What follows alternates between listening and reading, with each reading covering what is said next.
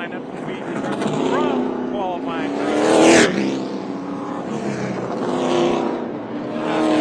Out front, Preston here in the number 48 from Brighton, Colorado. I guess you could say Fraser Park, California, by way of Mooresville, North Carolina, by way of Brighton, Colorado. But Peltier's raced everywhere. The 2010 Pass South and national champion. Has wins at Hickory Motor Speedway. He has wins at Evergreen Speedway in the Summer Showdown. He's got wins pretty much all over this entire country. That 48 Chili Willies. Then we got the 92 Jimmy Parker Jr. Kind of sneaking in there. He'll start second from Las Vegas, Nevada. He's never run a Chili Willy before, but he has raced here in a super late model. Row 2, we got Brett Yackey in the number 32, and he is no stranger to this track. And from Greeley, Colorado, he's the 2021 track champion here, and also a past turkey shoot winner. And starting fourth, we got 2020, the number 22 of Andy Allen, and we were talking about him earlier, doing a Tucson drift exhibition on the front straightaway after getting a little loose off of turn 4 in practice, but he's been fast. Probably getting a little experience for the SRL series, which is coming here in a couple months. Yeah, in April they're going to be bringing the Spears Southwest Tour Series back to Tucson. Behind the number 22 will be starting 5th, the number 7 of Zachary Reel, who you're talking about. We'd be hearing names about, and the 43 of Cody Vanderwall, bringing in your row number 3. Then we got Bruce Yackey starting in the number 12, the 9-time Colorado National Speedway champ. Only 9 champions? Yeah, that's it. And the turkey shoot win here. And, just a few things he's done in his career. The 16 is Blake Williams from Idaho, the 2013 Idaho 200 winner. Getting back into racing, he ran a ton of laps in practice. Casey Cash Klein, the second generation racer in the number 1, starting 9th. And then in 10th, we have, looks like Brandon the 90. Carlson. Actually, we got him for a couple more before him, even though the scoring does have him in 10th. 98 of Matt Barrett, who was from Washington, then from Utah. Now he apparently calls Oakdale, Arizona home.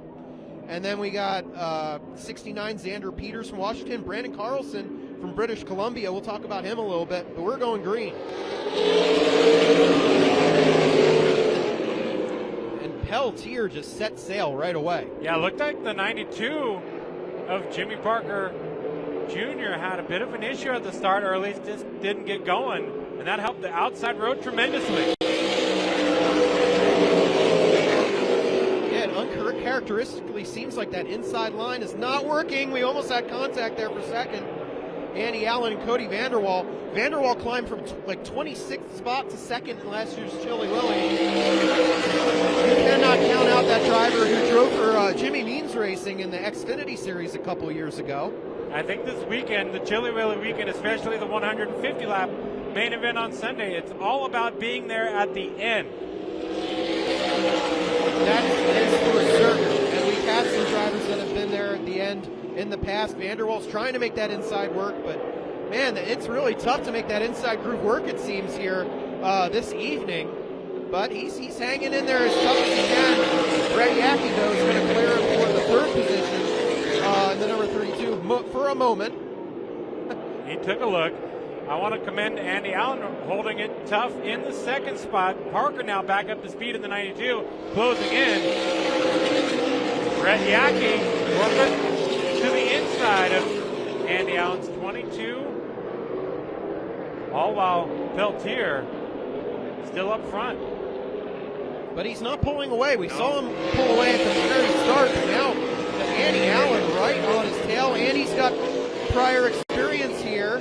And he ran a turkey shoot one year, and he also ran in the old ASA Truck Series. Okay, yeah, good Speed point. Truck Series in like 2007. Had a top 5 finish. And he's going for the lead. To the inside. Andy Allen down the back straightaway, making a run for the lead. Peltier up high in the 48, former winner twice of this event. He's not going to let Allen wrestle that lead away from him. Allen from Garden California. And here comes Jimmy Parker Jr. Oh, again. trouble. Turn 2. Oh. Around is Klein. Real gets involved. And that's a tough break for Casey Klein because he was pretty quick in all the practice sessions, was decent in qualifying as well. He has one prior start here in a junior late model. And his dad, Mitch Klein, raced in the Northwest Super Late Model Series for years. Both of them not getting up and away yet.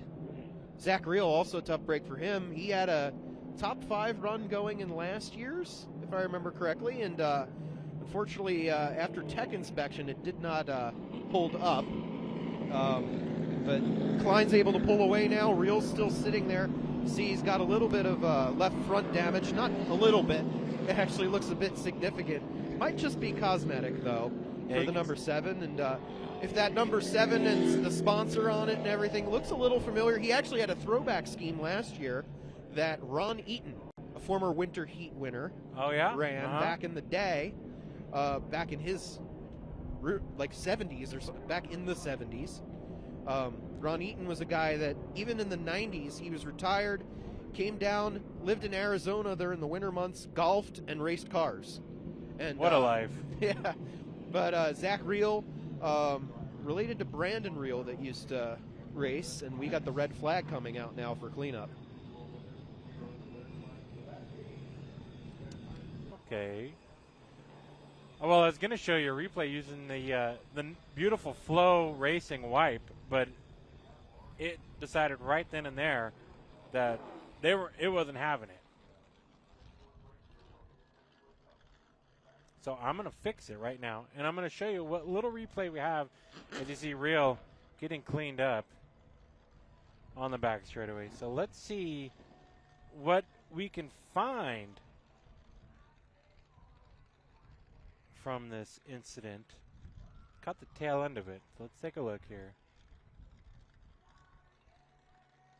So down into turn number 1. I'm going to slow it down. We saw Andy Allen making a run for it a couple laps before, but out of the corner of my eye, I did see a little bit of contact out of turn number 2, and it looks like, I believe, Klein got into the 12 of Bruce Yackey, and there you see the contact with Reel as Klein spun it around up the track. And that's the tricky thing about a racetrack like this when it's high groove dominant. The mess comes to you. It comes to the preferred groove. Yeah, that was a little tough right there, and tough break for Casey Klein, and not as bad as the one hit I saw him take at State Line Speedway in Idaho, his home track, one of his home tracks in the past. But Casey Cash Klein, it looks like both of them, actually Casey got up and away again, even though he went back to the pits. But I don't know. I think both of those cars might be fixable. I mean, it doesn't look like it was that hard of a hit. Not good. Not for Zach Reel. He didn't slam into the one or anything like that. Kind of just nudged him enough to damage it to end his night tonight. Yeah, looks like we've got a radiator that is. Oh, we do have the radiator busted, but you know, But days of hopefully, races, teams have spares. Yeah, okay, so let's talk now that we can a little bit. Maybe the car is not on track, but maybe we're getting ahead of ourselves. But talk about front-end damage. We had an incident in the Super Late Model practice earlier today that you caught firsthand. You were there. Yeah, so Cammie York, who I don't believe will be racing tonight, unfortunately, she ended up stalling coming out of pit road. As we've seen coming out of turn 2, there's that exit. Yeah.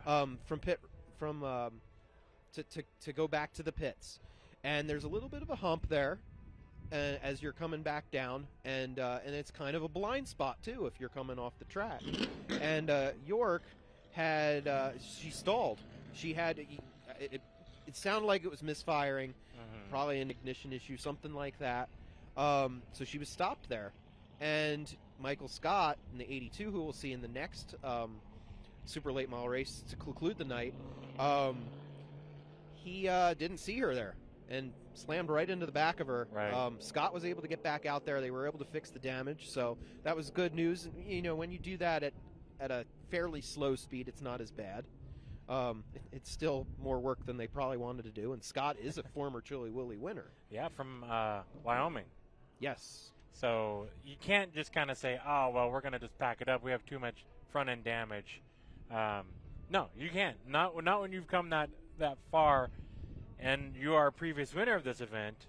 So they did get that car patched up. He did make a qualifying effort and going to be running in the next feature number 2. That'll be later in the evening.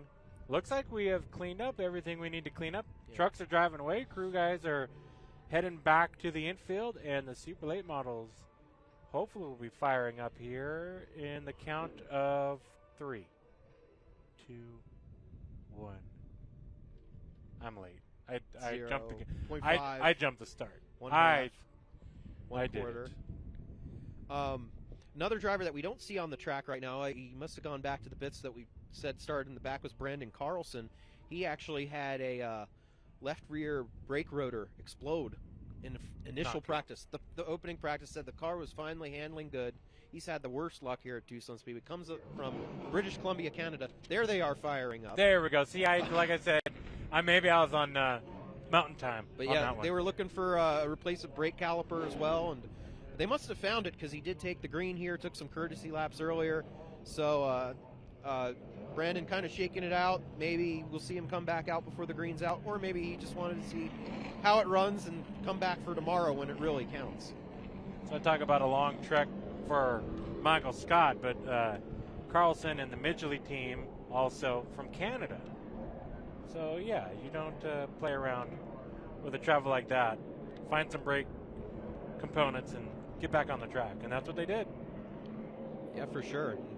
Brandon Carlson was winner at the West Shore Motorsports Park. Former Canada 200 winner Daryl Midgley is too. That track unfortunately closed at the end of last season. It was one of only 2 asphalt ovals on Vancouver Island. So they have to; those guys, they have to take the ferry to bring their hauler down.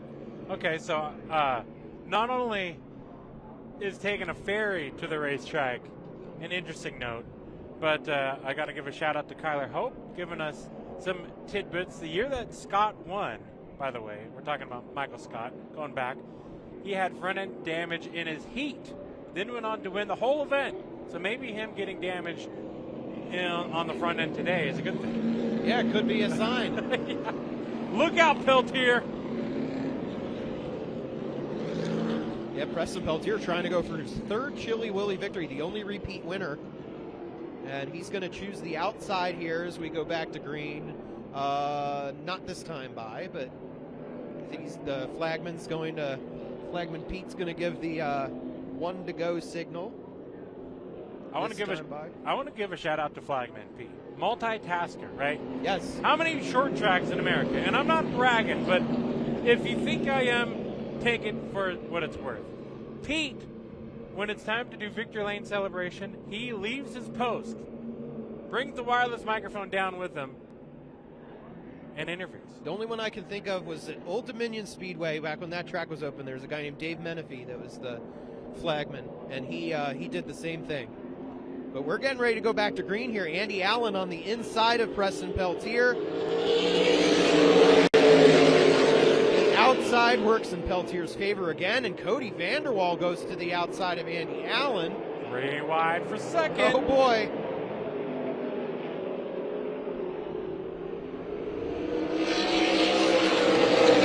Andy Allen is able to muster up that momentum once again and is up to second. Andy Allen's got a rocket ship in this 22. We have a battle further back. As there we see Jimmy Parker Jr. running in fifth. Bruce Yackey pulling off the track right now with number 12. Something wrong for the veteran racer and former winner here in Tucson, pulling to the infield. That's a pretty substantial issue, being that he's picked up a win out here in the turkey shoot. Door to door right now in the number 43 and the 92, Jimmy Parker Jr. and Cody Vanderwall. Parker taking 4th, the veteran from Las Vegas, Nevada, doing a good job. And behind them, we got a good battle for 6th. Mitch Klein is back out there in the number 1, and he's battling with Blake Williams in the 16 from Idaho. Well, you can definitely tell the vulnerable parts of a race car in a crash. You can hit the door and still be on track, but the car that used the front end to hit you, that one's back in the garage area. So Klein, resilient number one here so far after taking a hit in the door. And they're still battling for position a little bit. Kind of going into single file now. As go back up front, Preston Peltier trying to hold up Andy Allen still. Still a long way to go. 35 laps remaining in this 50-lap feature. But drivers trying to learn what the car is going to do in a longer distance, and we're going to run 150 laps on Sunday. So got to see what these cars do on long runs, see how they hold up, how the tires hold up, and all of those kinds of things. And Andy Allen's turning up the challenge here in the 22. Andy Allen is filling the rear view mirror full on Preston Peltier with that 22 machine. And Peltier, you know, you could argue, okay, maybe the fast time qualifier is taking it easy. Maybe he's working up Andy Allen a little bit. But I think we've seen on a restart not too long ago that Andy Allen is not going to waste any time if he sees an opportunity. We also saw it at the beginning parts of this race, him going for the lead. So if that is Peltier's strategy, you might want to be careful letting the 22 stay close enough. What I've kind of seen, though, from Andy Allen is, from seeing him race in the past, he isn't quite an aggressive racer. So Andy has to also be careful, make sure not to wear out the tires. Right. Or at Chili Willy on Sunday, you do get 2 fresh tires that you can take midway through the feature if you want to. But that's not, if you're going to run 75 laps on right sides, that's still a lot of time that you have to make that car work. And you know, you see him slipping back from the 48 as this battle for the 6th spot continues to go on. Blake Williams and Casey Klein. Both of them first-timers in a super late model here in Tucson. We just watched the 16 of Williams get sideways out of turn number 4. And you can see the closing rate Klein had on it. Battle for second. Brett Yackey to the inside of Andy Allen. Yackey's got that car hooked up, the former Kowicki Driver Development Program champion in the number 32, doing a good job. The son of Bruce Yackey, who we saw pull off earlier.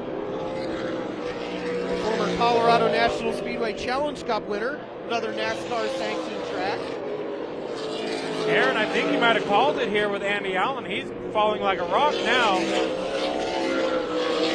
Yeah, perhaps burned out those tires a little too much. But you know, today's the day to do that, to learn what are these tires going to do.